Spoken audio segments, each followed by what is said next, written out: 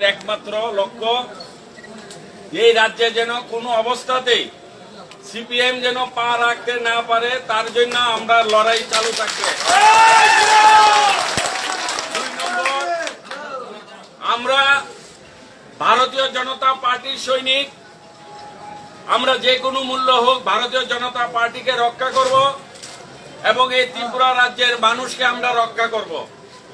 এই প্রতিজ্ঞা আমাদের, এবং সেটা আমাদের লক্ষ্য থাকবে যে আগামী দিন আমরা যাই কিছু করি আমরা আমাদের পার্টির জন্য করব, পার্টিকে রক্ষা করার জন্য করব এবং এই ত্রিপুরা রাজ্যের মানুষের যে প্রত্যাশা আশা সেটাকে সামনে রেখে আমরা আমাদের কাজ করব।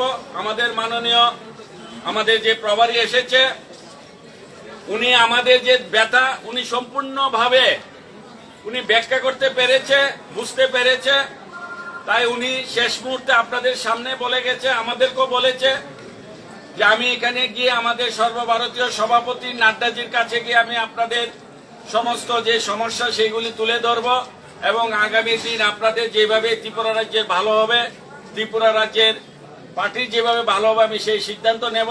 তো তাই আজকে আমরা সবাই শান্তি এবং আশাবাদী হয়ে সবাই বাড়িতে যাব। আমরা জায়গায় জায়গায় গিয়ে আমরা পার্টিকে কিভাবে রক্ষা করতে হবে, যারা পার্টির ক্ষতি করছে তাদেরকে চিহ্নিত করে রাখবেন, যাদের দ্বারা পার্টির